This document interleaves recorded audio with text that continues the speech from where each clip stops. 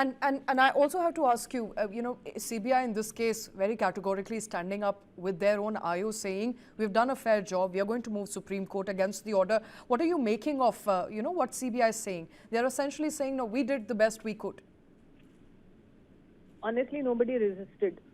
Everybody knew this order coming and everybody was just waiting for it. Nobody argued that well that it shouldn't have come. Like, I'm blaming all the personal, projecting this victim, supporting this victim in the courtroom also.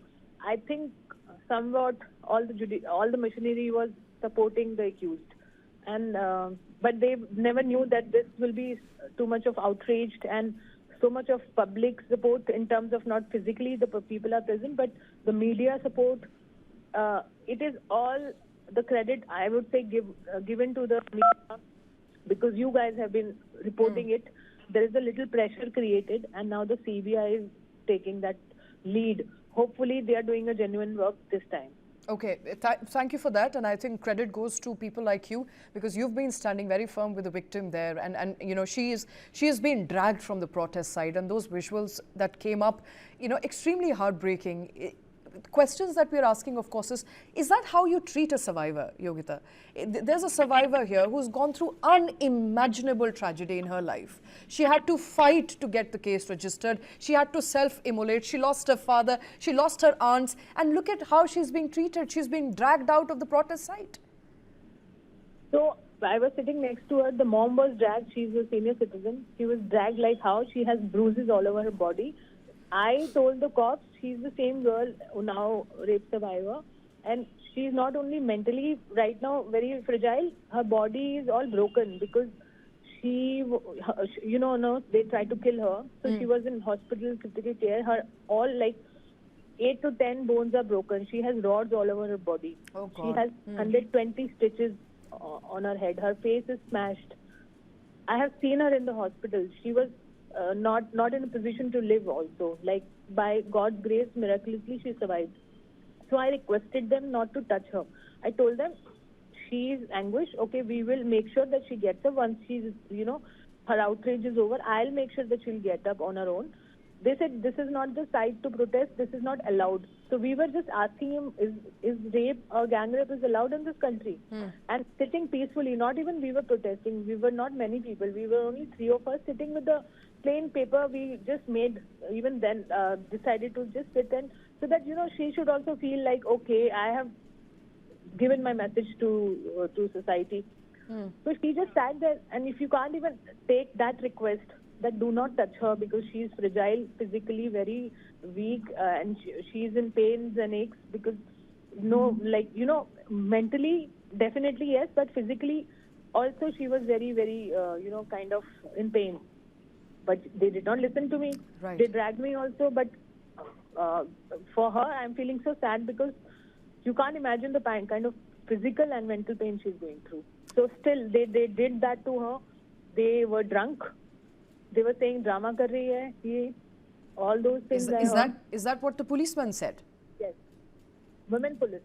Okay. I mean, like you and I, we are women, and if a women constable says that, so people say, no, hire more female, you know, kind of police personnel. I say it is not about female or male. It is about the sensitivity towards the cause.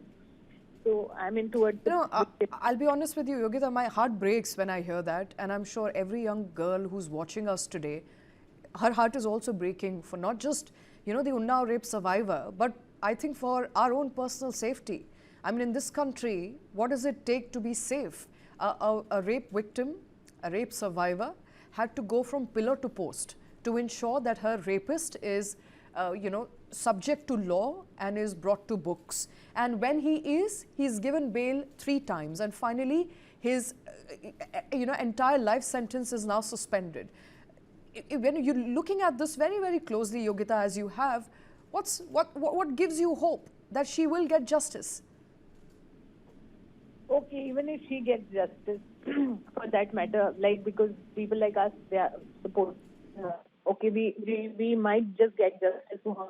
But for others, do we have the benefit to do just kind of a protest or highlighting every single case? So unless we get justice all over the country, I don't even call it a justice. We might just win in this case, but what about all the girls? What is happening on prevention? Who's doing anything that, okay, they are rather promoting this. They are promoting and normalizing rapes. They are normalizing atrocities against women and objectifying women, like Nitish Kumar did the Burqa Act, and then the guy from UP Ministry supporting him, laughing.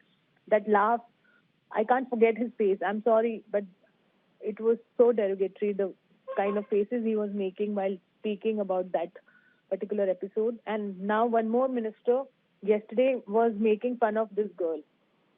And we are normalizing that, and we are having such people in power. They are ruling the country. They are supposed to be the lawmakers.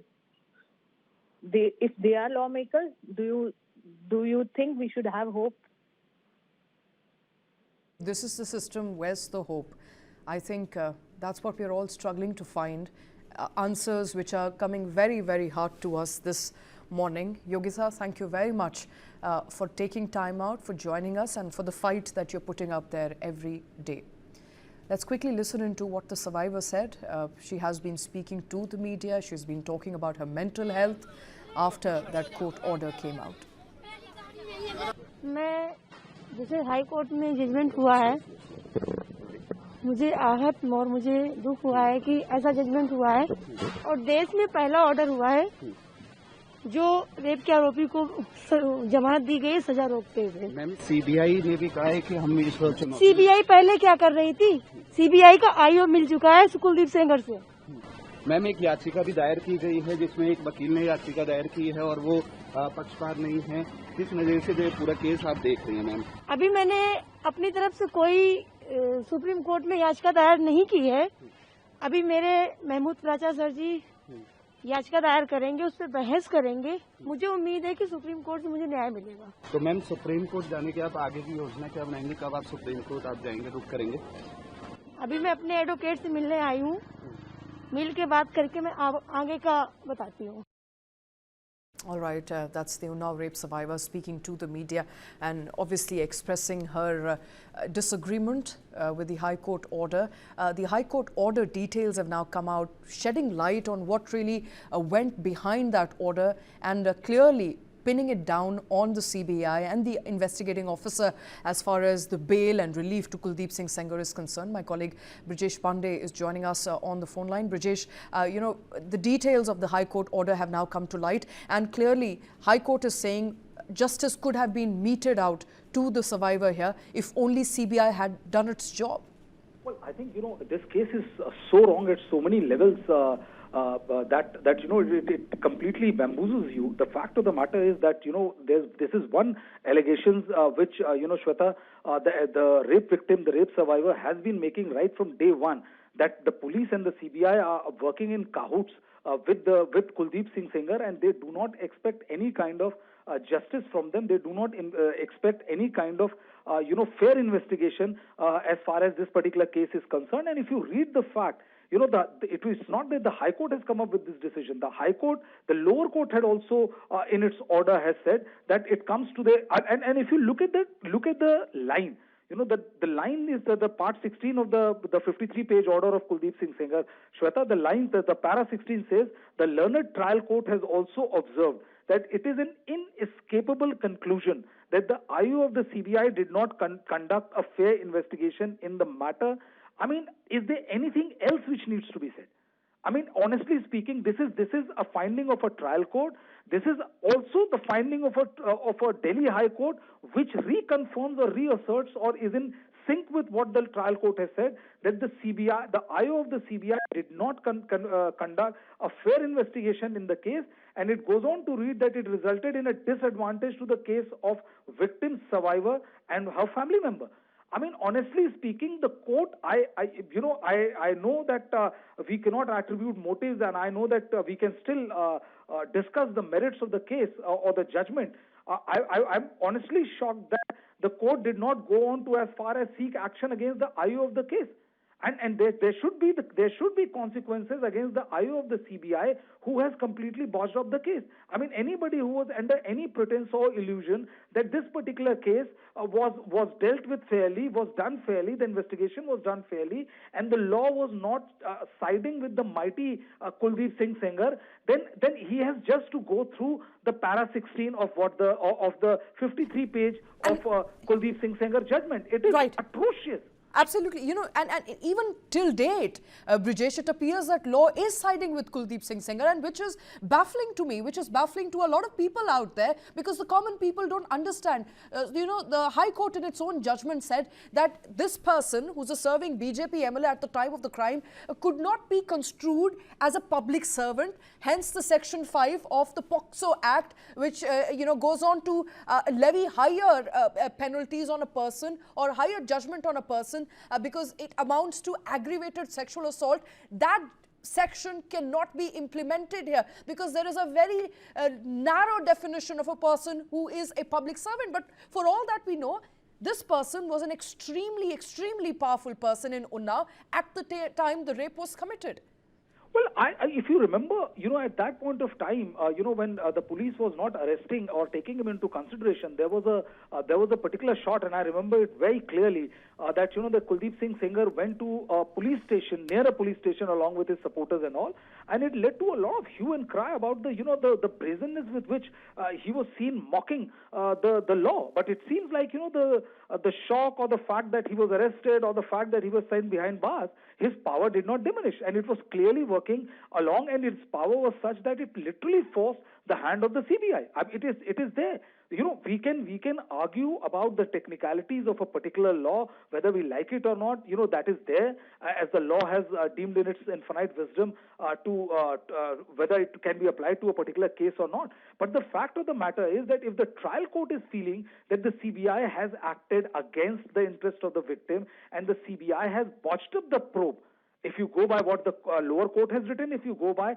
what the High Court has agreed, I mean, it's clearly you know, a ringing indictment of how this investigation was carried out. And I'm very shocked and surprised that till date, no demand has been made by, or the courts did not deem it fit to ask the CBI, even if to take action against the IU for botching up the probe. So, you know, it is wrong at so many levels, and you know, it pains me to repeat what Cicero has said so many times, that, you know, law is like a cobweb. The small flies get caught in, but the big ones bulldozes through it. I think it is an exact replica, a verbatim play out of what Cicero said centuries ago being played out here. The IO, in collusion, did not do the probe. The victim kept on crying, saying that they are poor people, they will be dead. The High Court says, well, you know, we have to take a decision. We have taken a decision. When anything happens, the security is within the purview of the local police, knowing fully well what the local police has done and what the CBI has done. So, you know, back to square one, everything is on the victim, and the power and high and mighty, you know, sentence has been suspended. I mean, it is mind-boggling, to say the least.